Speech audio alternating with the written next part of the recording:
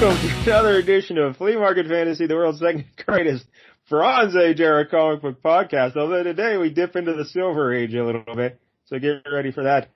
Joining me as always is new Michael, Kevin Jank. I'm here, and bad news is I've been turned into a cold, unfeeling robot. But, by the end of the episode, I'm sure it'll just fade away. Yeah, it'll right itself. Yeah. But today, Jank, why don't you tell the people what we're reading? Today we're going to be reading Metal Men, number 50, by DC Comics from, it was published in 1977. Yeah, technically it came out in November 76, and that's important for later because I got something to talk about. But the cover date was 77. It was one of them, where they date it a couple months ahead. Yeah. So whatever. Yeah. But technically, though, the story's from the 60s. Oh, okay. One of those. This is like a reprint? Yeah. Yes, we get like new material at the front and new material at the back for 2 pages. But all the stuff in the middle, that was from issue 6, way back in the 60s. Because this book has quite the history. We'll get into that in a minute. I had never heard of it. But before we get into the Metal Men, let's remind everybody, if you're watching on YouTube, please like and subscribe. We're up to 228 subscribers, Jank. We picked up 3. All right, that Batman's really picking up. Well, I think those are all pre-Batman, actually. I think the Monkey Book, the Nazi apes, I think that really did it. It draws in the people. So let's keep that going. Again, the goal is 500. So let's try and make that happen eventually. Also, my Monkey Book is out, and I'm going to keep plugging it every week until everyone buys the Monkey Book. It's called Monkey Flip. Keeping a list, like Santa Claus. Yes. It's called Monkey Flip. It's about a talking chimp detective who helps some little kids solve a murder. That's family fun right there. You can't beat that. It involves professional wrestling. So, yeah, it's available 19books, Amazon.com. Go nuts. Oh, it's on Kobo as well. I don't even know what that is, but it's on Kobo. So if you like Kobo, go over there. Yeah, it's another ebook thing. Oh, okay. All right. Huh. So, Metal Men, issue 50. Yeah, I guess you picked this just on the cover, or why did you pick this issue? You know what? I was kind of looking through the late ones, and I just happened to see the villains, like the shot of the villain team in this issue, and I was like, oh, that's gonna be it. This is the one. Yes, the villain teams. They certainly are something. And they were a recurring thorn in the side of the Metal Men for all the years. Oh, that's hilarious. Yeah. All right. So the Metal Men were created by Robert Kanigher and Ross Andrew, and they're the creative team behind this issue again because this is a reprint of an earlier issue. And their first appearance was in Showcase 37, 1962. And the idea was thrown together as a last-minute filler story. They just needed something like, hey, let's do something with the Ribbits. Like, all right, let's do that. And the story is basically this guy named Dr. William Magnus created a 6-member team of robots. And he named them all after metals. Stuff. Makes sense. You name them after the metal that they're made out of. So the team we got Gold. Mm-hmm. And he's kind of like the leader of the team. And we should say, yeah, every robot, their name indicates, like you said, the metal they're made of, and it also indicates their abilities. Like Gold can be, he can stretch and maybe thinned out and stuff. Malleable, yeah. Yeah. Then we have Iron, and he's like a really dark, black looking guy, and he's their strong man. Yeah. They're Hulk, basically. Yeah. He's really strong. Then we have Lead. And, he's a grayer guy. Just slowly poisons you, I guess. No, he's actually, they describe him as slow-witted but loyal. Oh. And I think we see him. Power, but okay. He's often he protects them. He we see in this issue, he makes himself big to make a shield to protect them from things. And he can guard against radiation. Because he's Lead. Or keep, if you don't want Superman watching you shower, get Lead to stand outside the door. And then we have Mercury. He's red, and he's hot-headed. But like Mercury, he can be liquid at room temperatures and stuff, so he can flow Really like a liquid. realize when he's liquid or not, but nobody's perfect. Yeah, you ran into some trouble when he tried to do it in space. Didn't really work out. And then we have Tin. He's another little gray little ribbit, and he's very insecure. He stutters, and he's a little fella. Yeah, and it seems like a short round, I guess, just kind of hanging out. Like, doesn't really. He's just kind of along for the adventure. It seems like whenever he tries to help, he always screws up. It doesn't really work. Yeah. But he's like their mascot. He didn't make it worse though, so I guess that's something. Like he just he tried, but he didn't do much. But he's like their lovable little mascot. Yeah, a little scamp. I love the word scam. And then the last one, we have Platinum. She's called Tina. And she's the only one who gets a name. Like, they're all just named after their medals, and they call her Tina. And she wants to be a real woman, is in love with Dr. Magnus. Boy, is she. Yes, she is. She is so hot for that guy. Dr. Magnus. 4 medal suitors there. The one's a little kid, so you can't count him, but at least 4 robots who would, I'm sure, love a crack at her. But nope, she loves this one human so much. And like Tin, his powers are he can like be a tin can or something. I don't know. He can like make himself into tin, or real thin or whatever. And what does Platinum do exactly? She's strong, but she can also bend and take different shapes. Mostly she seemed to just cry that she couldn't get with Will Magnus the whole issue. That seemed to be her superpower. The Metal Men appeared in issues 37, 38, 39, and 40 of Showcase before getting their own series in 1963. And that's what we're reading here today. The book was published bi-monthly until 1969, when it was canceled after issue 41. The comic was unique for its time because it told serialized stories across multiple issues. So look at that, multiple. They're Metal Men. And I was calling them multiple men. That's something completely different. I wish it was multiple man. It'd be all over. Issues 42, 43, and 44 were published in 1973, and they reprinted the Team Showcase run. And then the series picked up with issue 45 in 1976.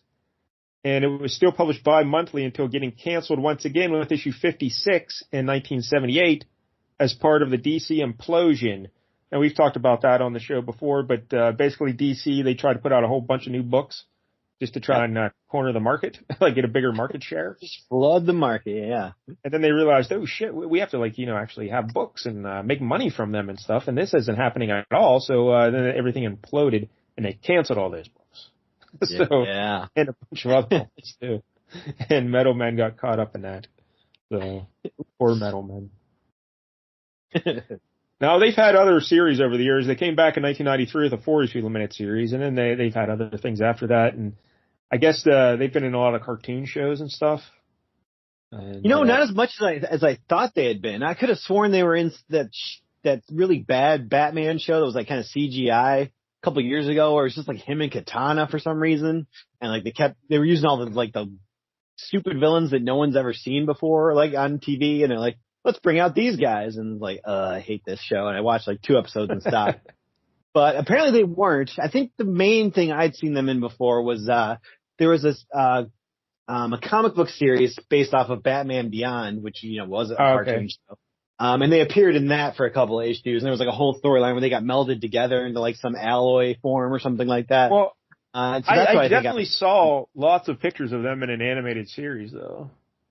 Yeah, it looks like they were in an episode of Batman the Brave and the Bold. Oh, okay. Series I never really watched much, where it was always him teaming up with a different superhero every week. And there is talk that they're going to have a movie. Yeah, I've heard rumors. I read one say it was going to be a live action, then I read another one saying an animated movie.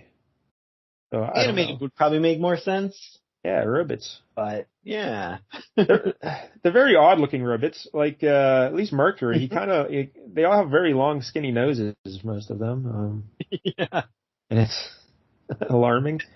Apparently, Will Magnus was a big fan of Pinocchio. I guess I don't know. Or Bob Hope caricatures, and also, Platinum Tina. She's foxy. She's a good looking lady, a ribbit. Like the Tina Louise, I guess, should have been her. So, we mentioned the creators here, Kanigher and Ross Andru. We've talked about them many times on the show. Of course, Kanigher, 1968. I'm sorry, that 1968, that's the number of writing credits. I was looking at that as a year. No, that's the writing credits he has at DC. Wow. Yeah. You've worked a lot. 1,968 writing credits. And he's most famous for his runs on Wonder Woman and The Flash. I think he was on Wonder Woman for like 10 years or so. And he did Metal Men issues 1 through 29, 33 through 36, 42 through 44, and 50. This one we're doing here today. And Ross Andru, 611 penciling credits at DC. He was notable for his runs on Wonder Woman with Kanigher, and that was between issues of 98 to 200. So, yeah, they have quite the partnership, these two. Wow. And he did Metal Men issues 1 through 29. Of course, we know him most for taking over after John Romita Sr. on The Amazing Spider-Man. Yeah. Oh, I thought you were going to say, Shaun of the She-Devil. Oh, that's right. And he also did an issue of Doc Savage we did years ago with Mike L. on the show. And he's all over this show. Yeah, also, look at the future. In 1968 is the number of episodes we're going to have to do to finally hit 500 subscribers. Closing in on it. So, all right. Also, I mentioned I asked if you chose this issue because of the cover. Did you realize who drew that cover, Jake? It looked familiar, like a familiar style, but I don't know. I could not figure it out. If you look at it long enough, you'd get it. Or like if you look at the one lead, that robot's face, and you look at the arms and the legs of the guy, you can definitely see it once I tell you who it is. Yeah, I'm sure I will. Once you say it, it's going to come right to me. It's Walt Simonson. Oh, yeah. Yeah, that makes sense. Yeah. Especially, and Led's face. Yep. Yep.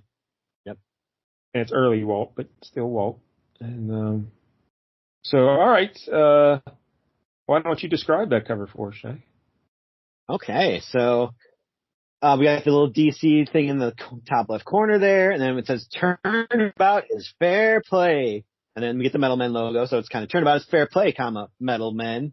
And the M's, they're kind of like steel beams. They got the little rivets in there, and the other ones are just kind of normal looking. But I didn't realize the other ones were normal. I thought I just figured they were all. Yeah, they couldn't afford that many rivets, apparently. It's like, we'll just get the important letters. It's a big, bright yellow cover. And we got a little blurb here that says, "So watch out for your creator when he becomes Doc Magnus Robot." And we got a shot of the Metal Men. They're kind of on the left side, facing the right, all launching into attack. And down at the bottom, we got their villains in this issue, a bunch of gas robots. And standing astride one of them is their creator, Doc Magnus, who I guess is a robot now in there. You can kind of tell just because he looks kind of gray. He's not very flesh colored. He just looks kind of, like Mr. Sinister gray almost. But yeah, I'll be honest. I couldn't tell what the hell's going on in this cover. Like, and just looking at it now, I started to piece it together. But yeah, there's other robots at the bottom. Like, yeah, we'll get into them later. But they're unique looking. That's for sure. They sure are. Who would have thought of making robots out of gas? It makes no sense whatsoever. And do you have a favorite Metal Man, Jay? Do you? Ooh, I guess Gold. Gold seems pretty cool. Like just getting hammered into shapes all the time. Like that's kind of fun. Yeah, I guess. Obviously Tina, she's the star of the show here, but I guess I like the Iron, the big tough guy. Yeah. The big bruiser. He's pretty cool. All right, so we open it up here, and the big splash page, we see Doc Magnus. He's standing there in his plaid coat and smoking a pipe. Yep. It's all good in your shed. And again, this is another one of those splash pages that kind of hint at what's to come, and we see the Metal Men fighting all those other gas-based robots. What kind of hints at what's to come, except Doc Magnus is clearly a human still in this picture. So. Yeah, he does look human there. He's got hair and everything, and he's smoking a pipe. So, yeah. Flesh colored. But we see Tina flying up to him like, hey, Doc, she's crying. Whatever. Yeah. And we get a little explanation here. A blast from the past, courtesy of Martin Pascoe, a writer, and Joe Staten, artist. So they do the opening page and the closing pages there, who present a story within a story by Robert Kanigher and Ross Andrew. And some other people as well. But so when we open up the story, the actual story, we see they're flying in some sort of a yellow disc. Yeah, it's like the Fantastic car, I guess. But they're sitting around in a circle, like, I don't know, it's weird. Sorry, like Duck Duck Goose. It's about to break out any second. Like they're having dinner while flying through the air. And this Doc Magnus, he's got a lady here, you know? Yeah. And, what's her name? Isabel but she's way into Doc, I always call him Doc Savage, Doc Magnus. And this is making Tina very jealous. Yeah, she is not having it. She's about to throw this woman overboard, I think, just to murder her right there. And it seems like Doc Magnus is trying to be hip now. And he says, he says he's going to stay loose, or I'll stay cool until we check it out. And she like giggles, oh, William, stay cool, check it out. I thought I noticed a new you in the last few days, and I love it a lot. You're making great progress. You're more laid back, staying loose, you know? And then Tina from the back says, yeah, loose. Yes, you would like that. Just called her a whore. Yep. Tina's savage. So, yeah, I don't know. Poor Tina. Yeah, her name's Isobel, but not Isabel. Isobel. There's an O in there. Isobel. Yeah. She might also be a robot, made out of like an isotope or something with a name. I think she's a therapist, right? Is that what they mentioned? Yeah, here? he does mention that, like therapist mine or something like that. So, probably not good to be dating your therapist. But what I was going to say, how did these two races together? They don't seem like a natural pair. He's this uptight doctor with smoking a pipe, and she likes to stay loose. So I don't know what's going on. But that's the framing device, and because he says, he says, can it, Tina? You'll have to excuse Platinum, Isabel. The only new me that she'd be satisfied with would be if I changed into a robot to marry her. In fact, I did become a robot once. Yeah. Now he tells the story. That's a hook right there. Like, wow, how does a man just randomly become a robot? That's something I'd like to see. That seems like quite the shift. You'd have to somehow get robot parts and you'd be running off gears and stuff. That's quite a change. That's not like the Thing just turning, Rocky on the outside. Like, that's everything. Just being completely gutted and hollowed out and changed. That sounds like quite the ordeal. Oh, gears and sprockets. So we get to a flashback. Why don't you describe what's happening in this flashback, Jack? So we're kind of cutting to them. They're in an adventure. Doc had been taking a spacewalk when an unexpected meteor shower threatened him. Disobeying his orders, Tina sprang from the ship to defend him and sacrificed herself in the process. So she really just wants that D so bad that she's willing to sacrifice herself for this human guy. Boy, is she desperate. And all of a sudden they just notice, hey, the Doc's changing. Like, he's starting to turn robot-y. Yeah, they bring Tina inside. I guess they have some special metal room where they put the robots in their spaceship, and that heals them somehow. Robot recovery room or something like that. Yeah, so they bring Tina in there, and then the other robots, Gold, Lead, Mercury, and Iron, they're looking at and we get a 3-panel sequence here of the Doc just sitting there pondering things, and he slowly turns into a robot. And they're like, what the hell? And when he becomes a robot, Tina wakes up from a dream, and she says, I had a dream that I was a real lady, and I got to have sweet, sweet love with Doc. But she doesn't actually say that, but, it seems the case. Pretty much. But then she wakes up, she says, dream will never come true. Then she's like, wait, guess again, Tina. Doc, am I dreaming? You feel metal-like. I know I can't become human, but you've turned into a robot. Now there's nothing to stop me from becoming your girlfriend. We're both robots. Just assuming that now he wants a piece of that rope. This whole comic book is just Tina's quest to get laid. That's the whole thing. Yep. She's just very. American Pie. But Doc Savage has a robot, or Doc Savage, Doc Magnus as a robot is a real jerk. Yeah.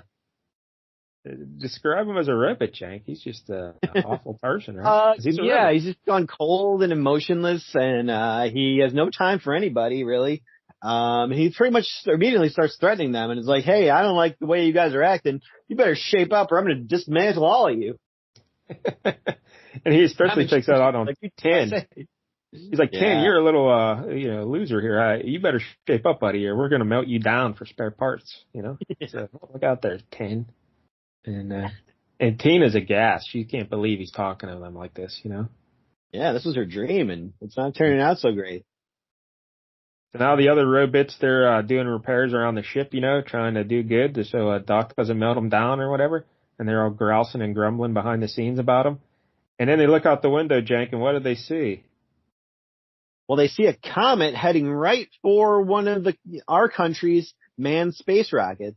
I'm assuming they mean America, but I don't know. Yeah. These robots could be working for any country. This comet's heading right for this rocket ship.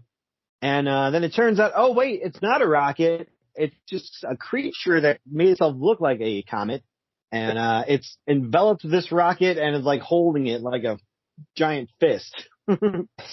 Yeah, like Gold is like breaking this down in the moment as it happens, and he understands everything, even though it seems weird that he'd be able to figure all this out by a comet chasing a rocket ship, and it's grabbing it, and I don't know what the hell is happening. But then, Jank, we get a little interlude here, because Wonder Woman in cupcakes. It's a Maltese cupcake. Yeah, what a title. That's got to be good, right?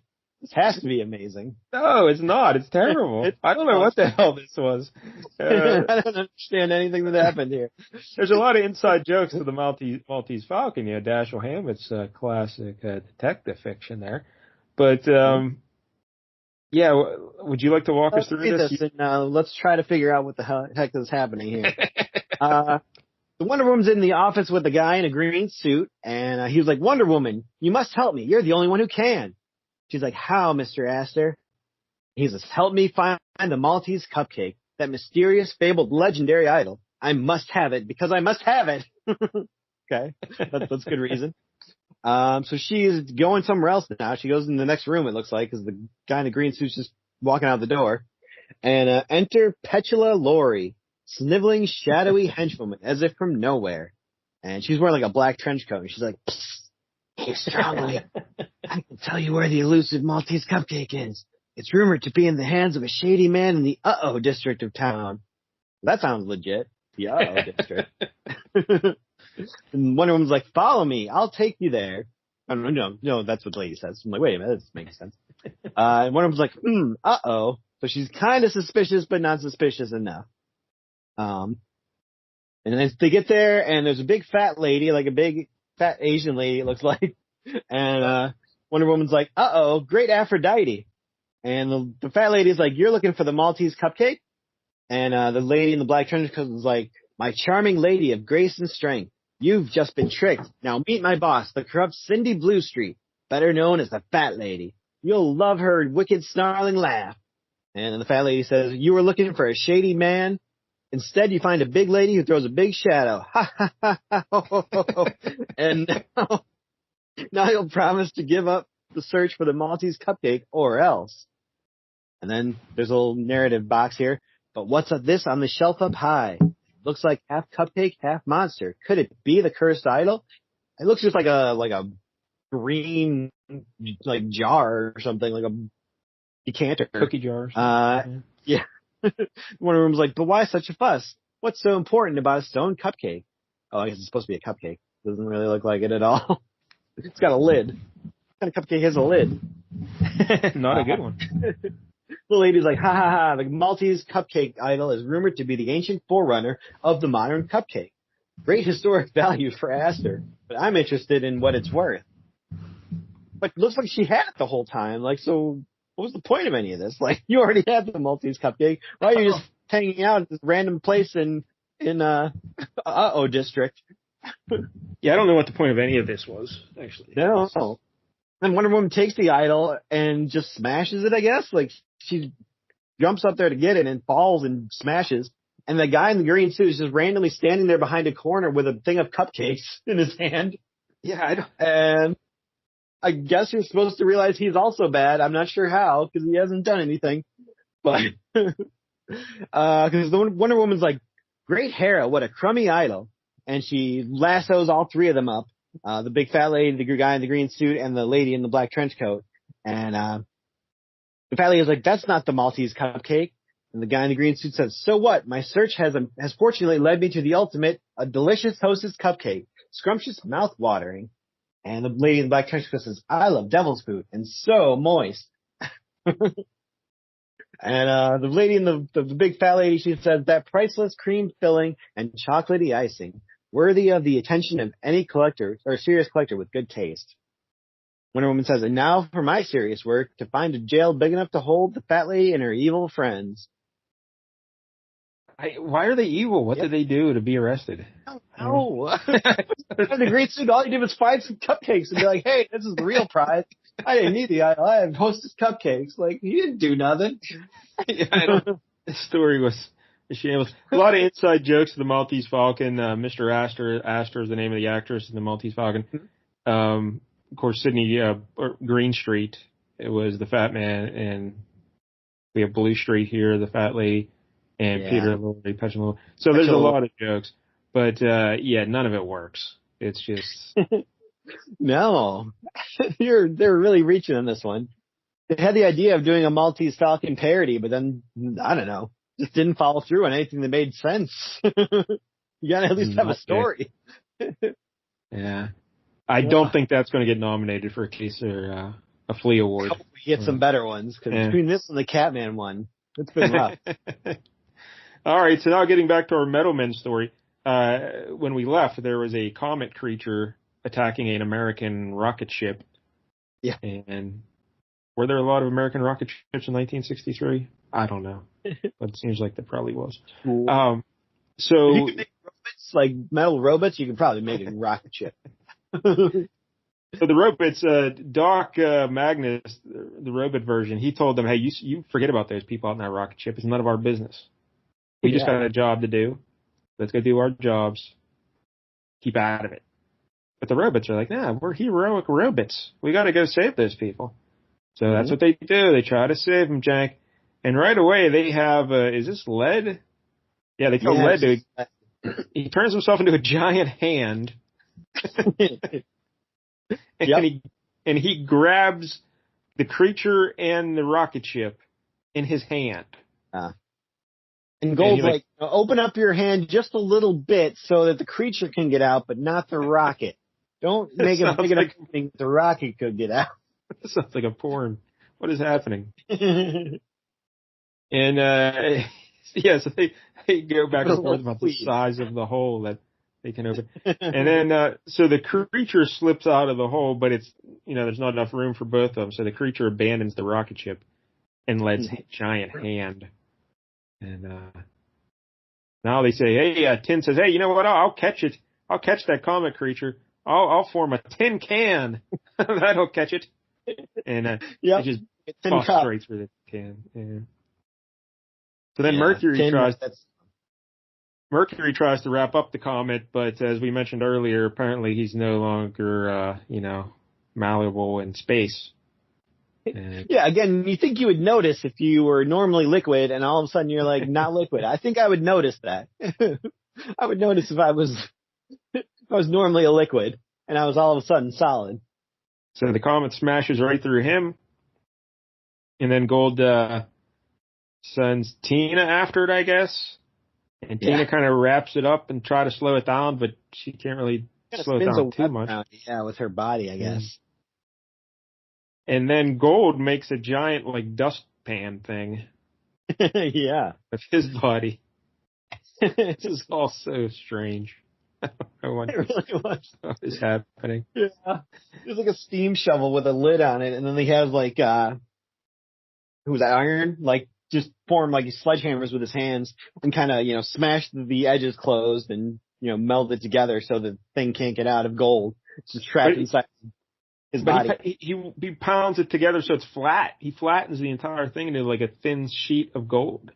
Yeah. So he basically just crushed that creature inside of gold.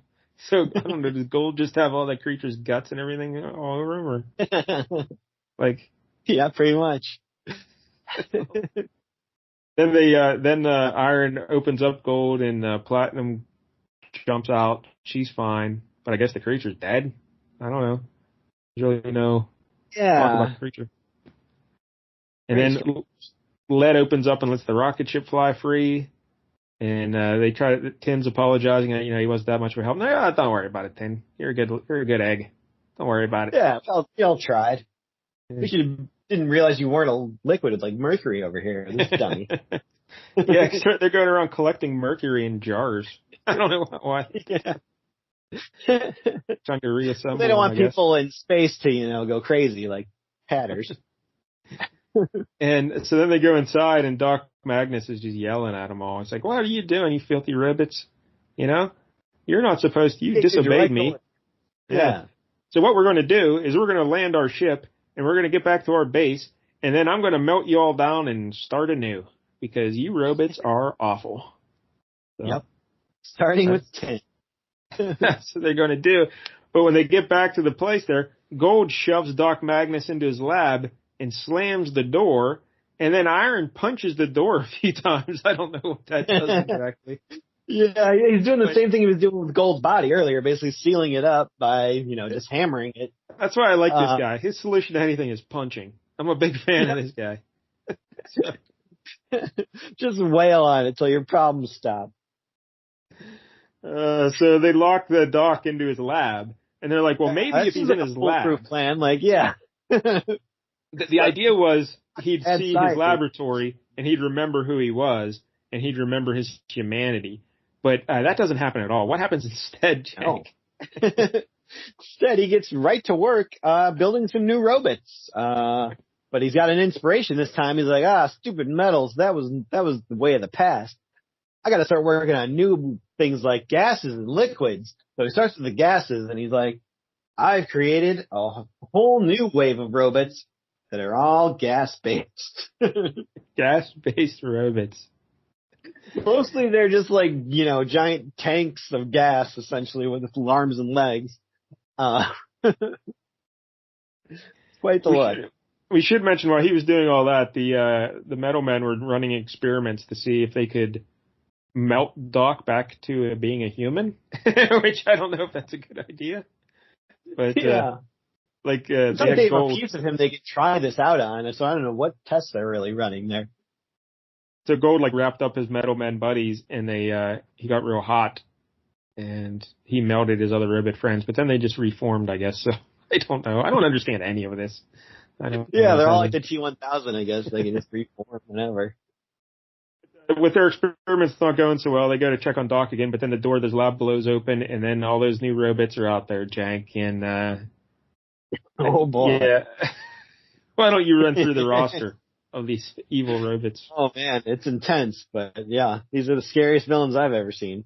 He says, Doc Magnus comes out, he says, I spent the time I was imprisoned in my quarters inventing new robots. Not metal, but a gas gang who will destroy you metal men. Here they are. First up, we got, they all are nice enough to say all their names. Yeah. That's nice. We're doing a whole roll call here for the metal men's benefit. I'm Oxygen. He's basically just an oxygen tank with the meter showing how much oxygen is left for a face and some arms and legs.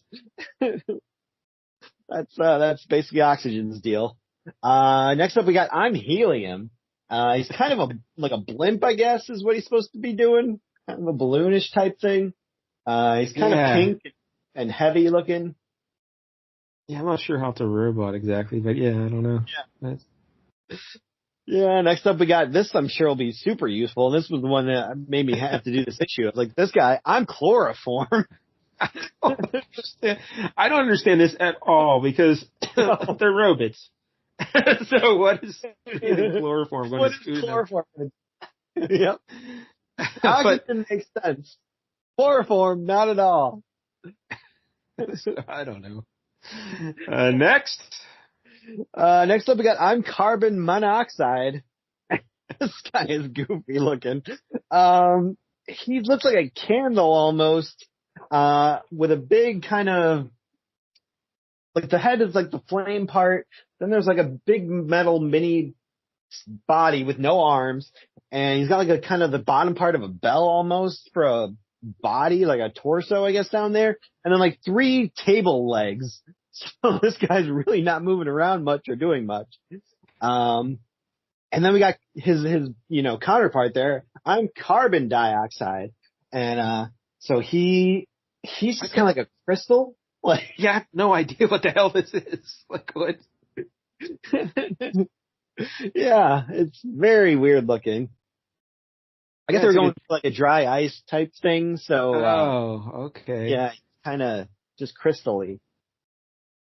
It's very odd looking though. And, so the evil robots come at the metal man, and chloroform starts shooting gas out of his belly. Yep, that's where they're starting with their heavy hitter chloroform. And Gold says, Lead, throw up a wall between us quickly. So that's what Lead does. But the chloroform apparently makes them bust out laughing. Yeah. I'm not sure how that works. What I know about chloroform, I know from old TV shows and movies, and you put a little bit over someone's mouth and they pass out. And then you kidnap them. So, I don't know if they form the same as laughing gas like they used at the dentist. Like, is it the same thing? But apparently, either way, neither of those effects would work on a robot, so it's all completely pointless.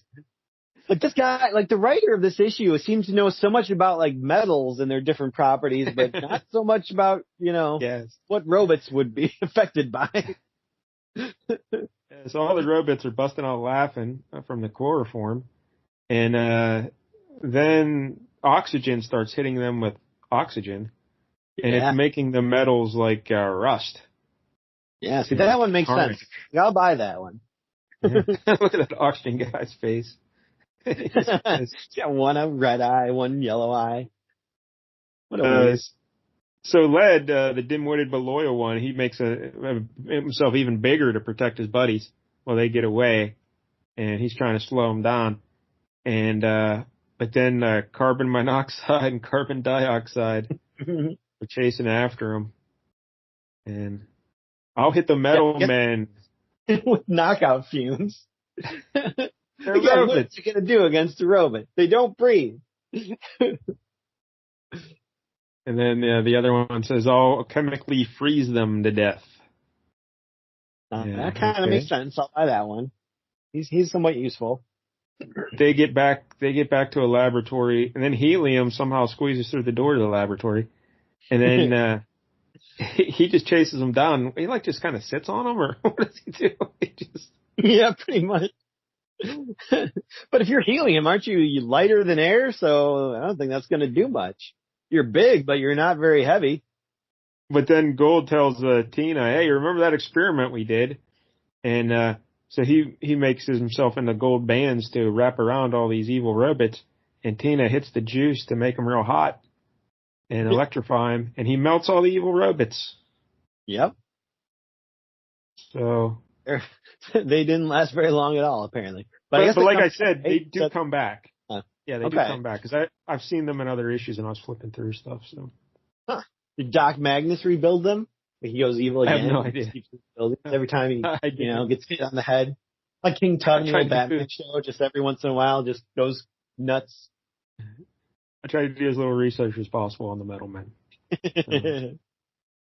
But the Doc, what's his face, falls down, and he's like unconscious. So they take him into that metal room because they think, oh, maybe this will heal him, and he'll turn back to being human. And wouldn't you know it, that's exactly what happens. Yep. Or just a temporary, 24-hour robot flu or something, apparently. I don't know. And we see Tina fawning over him, and she's like, oh, Doc. And she's like, wait, what did she say? You only think of me as a robot. Only, Tina. Why, you make real girls seem like robots. And she says, oh, See, Doc's clearly having sex with her on the side, right? Yeah. Now that he's got a real girlfriend, he's pretending like he's too good for it. But no, he was hitting that all the time for years, probably. And so then we get a big red banner that says, "And so our story ends." And now we get new material. We're out of the flashback, and a whole 2 panels of new stuff. There's a few more panels after this. Oh yeah, that's true. And but they land their spaceship and they're still yapping about stuff. Led got injured on their last mission, so that Led's on a stretcher, and they're carrying him in, Mercury and Iron, so they're gonna repair him. And then they get a message from Doc gets a message from like the army or something saying they need them for a special mission. And greetings from the army. So they're like, oh wow, okay, I guess we gotta go to the army. And Led's already back full health. He's jumping up. He's good to go. Yep. So they get back. Good for what ails you. So they get back in a little flying saucer ship and they tell Isabel goodbye. I'll catch up with you later. And the Metal Men and Doc, they go to the army base that requested them. And then when they get there, the soldiers are like, by order of Colonel Craven, Director of Project Automation, the Metal Men are now in the custody of the U.S. Army. And Tina says, gasp. Now what? That Metal Maniacs ties into a few more questions like, who is Vox? And why is he causing each of the Metal Men to moan that he is killing me softly with his scream? Wow, what a reach. Find out in Metal Men number 51. I can't wait to see it. Hard to believe this series ended at issue 56, because it seemed like it was really rolling along. Stride here, yeah. Just putting really reprints. Yeah, this is like the clip show, apparently. Yes. Sitcom. So anyway, after that's done, we get a couple ads. Did you read the Superman thing? Justice for all includes children. Oh boy, did I? Yeah. All right, describe this for the people. The Wonder Woman thing. So this is a little one-page comic. I guess it's an ad, but it says Justice for all includes children, number 9. Superman's at the police station, and the one guy at the desk is like, there's a burglary in progress at Speedy's Auto Parts. Let's go. Want to help us on this one, Superman? Sure, but I'll go my way. You go in the car. And they get there at the same time, which... Yeah, Superman gets there. Like, was he carrying the car? Otherwise, I don't know how they got hot there. Dog, or like, what's going on here?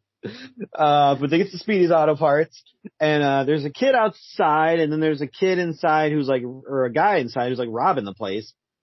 And Superman accosts the kid who's just standing outside while the cops go in and arrest the guy who's actually robbing the place. That's nice of him. And Superman's like, he's grabbing this guy, and he's like, let me go, Superman. Tell them I wasn't in the building. I can tell them you weren't in the building, but that won't help much. Anybody who plans a crime or helps to commit one is in trouble with the law. But he was just standing there outside. Yeah. Like, how do you know he had anything to do with it? And like you said, why did Superman go right for like the 13-year-old kid standing outside the store and not to the guy actually robbing the place? This guy's got a gun who could potentially shoot people. He's just rounding up children off the street.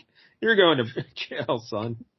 If there was a scene where like you could see like he was whispering, hey, like plan this whole thing, and Superman heard him with his super hearing, that's one thing, but he's just standing there. Like, if I was Lex Luthor, I would go like, I would get a hold of this kid and like represent him in court and be like, look at Superman's a menace. He just arrested this kid for no reason. He is a menace. All right, so now we go. We get an ad for Little Army Men that was always in the book back then, and then the one I wanted to talk about. And this is why I had to. I pointed out that the book was published in '76 because I needed that bit of information in November of '76 to decode this. 2 Ways Ovaltine can help you get your favorite hockey teams in the standings with official NHL hockey magnets. So you you rate the Ovaltine, and instead of a decoder ring, they'll send you a NHL standings magnet board, and you can move the logos up and down, to keep track of the standings. This was pretty. Wow. Yeah, I would have loved this. But if you look at the teams there, because obviously how many teams do we got here? 18 teams. And if you look at them, the Atlanta Flames are still there. But if you look at the Smythe division, we got Vancouver, St. Louis, Chicago, Minnesota North Stars, and then undetermined, just a triangle. Wow. Yeah, what was that? So that's exactly, I had to figure this out. I'm like, well, what's going on here? So this was for the 76-77 season. I guess this ad came out prior to the season starting because at the end of the previous season, the Kansas City Scouts left Kansas City and they would become the Colorado Rockies. So I guess this ad was made up before they determined that the Colorado Rockies were coming into the league, and they were just undetermined. So that's odd. And then if you look over in the Adams division, the Cleveland Barons were still in there. How about that? Cleveland Barons. So for all you hockey fans out there. But notice the North. Colorado Rockies in hockey? Yeah, they're a baseball team now. For the Avalanche? It's very confusing. But then the Avalanche, it came in what year was that? Like 94, 95. But they were the Quebec Nordiques. Oh. So, yeah. And then it's all very, the teams all jumped around and everything. So, but anyway, what was I going to say? NHL standings. Awesome. Pittsburgh Penguin logo right there. Enjoy it. Thank you, Ovaltine. Get one of these that said undetermined and just be like, yay, undetermined. That's my favorite team. All right, there it is, the Metal Men. What do you think there, Jack? Oh, this was the delight. This was preposterous in every way that I could possibly think of. At every turn, it was like, what the heck is happening here? What is... I don't know. I just kept getting more outlandish with the gas gang and the chloroform affecting robots. I was just like, what are we doing here? Like, this is clearly a Silver Age book when you're reading the flashback. Like just the panel layouts, the writing, it's clearly Silver Age, you know? So, but it's very goofy. Just, but it's the kind of goofy I like, where it's just like, this is fun, stupid. It's not dragging on. It's keeping it light and just kind of, they're having adventures and doing things, and you get to see them all using their powers and get an idea of what's going on, even though the adventures are pretty stupid. And yes, decide to watch a mad scientist guy in his own laboratory. That seems like a great idea. But the gas gang was great for a while they lasted. They were so awful and bizarre. I like Tina. I'm a big fan of Tina. I like seeing all the Metal Men. I like how they all have their own personalities and their own little abilities. So I like the basic concept here. And Doc Magnus. There's always a doctor leading these things, like Doom Patrol, right? That guy was a doctor, right? Patrol, yeah. I believe when they did the Amalgam universe, like in the mid-90s, where it was like, after they did DC versus Marvel, they kind of mixed them all together. Like, they're like, we're going to smash the universes together and have these, like, combo heroes. Like, they had Batman and, like, Wolverine combined, and it was, like, some character called Darkclaw, I think. But I think the one they did for the Metal Men was called Magneto and the Magnetic Men. Okay. So it was like Eric Magnus and his, evil brother, Will Magnus. So they kind of tried to tie him in like that. And, it was interesting. Huh. Yeah, so I guess I'm glad I experienced the Metal Men. But, I'm kind of surprised you'd never heard of them at all. They definitely pop up here and there. Yeah. I'm learning so much from this show. Anyway. So, I don't know. Like you said, it was fun. It was goofy, but it is Silver Age, so it's weird. I guess I'll give it a 6. Okay. Is that fair? I think I'm going to go, I was like a 7.5 on this one. All right, 7.5. I liked it more than you. The art I didn't think was much to write home about, but, again, it's 1963 when this originally came out, so it's like, it's just what it was back then, Yep. But the story was ridiculous, and I kind of enjoyed it quite a bit. Yeah, like I said, I did like the concept and the team, so just, I guess when they rebooted the Metal Men, like post-Crisis or whatever, maybe the New 52, because they've been around like the way they did it now was Doc Magnus and his fiance and his lab assistants were like attacked or something, and they were mortally wounded. So he created these robots to hold their consciousness or whatever in their brain. Yeah, that would make sense. Yeah, so like he's now the leader, and like Tina's his ex or his fiance, you know, and so I think that's how they redid So it. finally, they're acknowledging their relationship. Yeah. So, there you go. All right, that's the Metal Men. Thanks for that one, Jank. And next week. Yeah, I'm picking another DC book. This is weird, but I picked Marvel for the first like 3.5 years of the show, so catch up, I guess. This is a hero we've never talked about. He had his own series briefly in the 60s, but again, we're Bronze Age here, so I had to find an appearance where he was solo and he wasn't with the Justice League or something. So we're going first issue special number 3 from 1975, and this is Metamorpho. Oh, okay. Metamorpho. I always thought this guy looked cool. I don't really know too much about him, but I've been listening to a lot of those old Batman records and stuff, and there was one I had as a kid. I remember the cover, but it was just like a story from a couple different guys, and one of them was Metamorpho. I didn't listen to the story, though. I fell asleep before I got to him. I'm going to have to do that. But, yeah, I want to learn about Metamorpho. Yeah, that sounds good. So, all right. Check that out. That'll be next week here on the big show. First issue special, issue 3. This was like an anthology, or not an anthology, but there was like a thing when they ran out different concepts. Yeah, and just to see if any of them stuck. And then, but I think only 2 of them did. We'll talk about that next week. But anyway. We should have done that more before the explosion, apparently. Yeah. Realized, hey, these things weren't going to stick. So, all right, that'll be next week on the show. And again, if you're watching on YouTube, please like and subscribe and buy my monkey book. It's great. It's chimptastic. So until next week, don't get any jank on you.